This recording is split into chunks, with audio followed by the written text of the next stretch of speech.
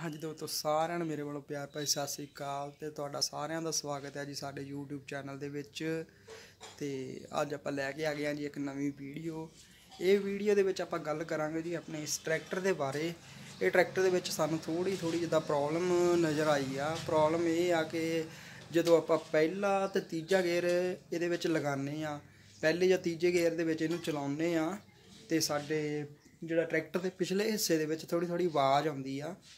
ते अज आपां इहनूं मकैनिक दे कोल लैके जावांगे ते उत्थे फिर देखदे आ की नुक्स निकलदा आ।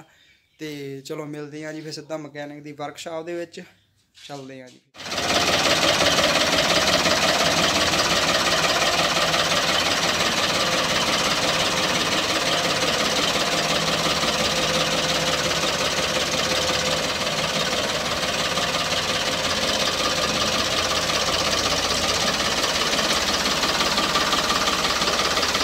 दोस्तों ट्रैक्टर का जिदा कि आप घरों भेज दिता आ तो शायद उत्थे वर्कशाप के एक या दो दिन ट्रैक्टर रखन तो फिर पिछे आप कार दे विच जाने गड्डी दे विच ते छड्ड के आने ट्रैक्टर देखते हैं उत्थे जाके की कहते हैं मकैनिक साहब साडे मिलते हैं जी।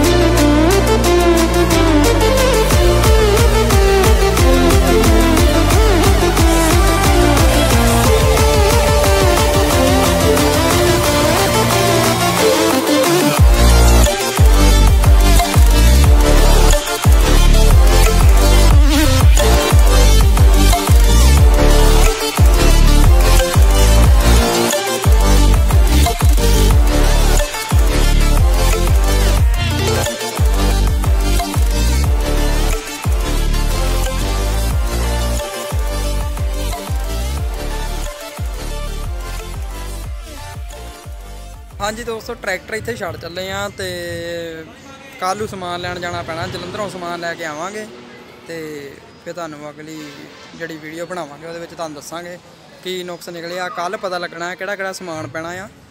अज इत्थे आपां छड़ चले हैं तो काफ़ी टाइम हो गया है अज, तो अज सानूं उदां भी काम सीगा ते बाकी दी वीडियो असीं नंबर 2 पार्ट दे विच बनावांगे। 2 पार्ट आऊगा ਤੇ ਉਹਦੇ ਵਿੱਚ ਬਾਕੀ ਤੁਹਾਨੂੰ ਸਾਰਾ ਕੁਝ ਦੱਸਾਂਗੇ ਕੀ ਹਿਸਾਬ ਕਿਤਾਬ ਆ। ਤੇ ਚਲੋ ਮਿਲਦੇ ਹਾਂ ਜੀ ਅਗਲੀ ਵੀਡੀਓ ਦੇ ਵਿੱਚ। ਅੱਜ ਦੀ ਵੀਡੀਓ ਬਸ ਇੰਨਾ ਹੀ ਜੀ। ਧੰਨਵਾਦ ਜੀ ਵੀਡੀਓ ਦੇਖਣ ਨੂੰ। ਜਿਨ੍ਹਾਂ ਨੇ ਚੈਨਲ ਨੂੰ ਨਹੀਂ ਸਬਸਕ੍ਰਾਈਬ ਕੀਤਾ ਉਹ ਚੈਨਲ ਨੂੰ ਜ਼ਰੂਰ ਸਬਸਕ੍ਰਾਈਬ ਕਰਨ ਪਾਰਟ 2 ਦੇਖਣ ਲਈ। ਚੰਗਾ ਜੀ ਮਿੱਤਰੋ, ਸਤਿ ਸ਼੍ਰੀ ਅਕਾਲ ਜੀ।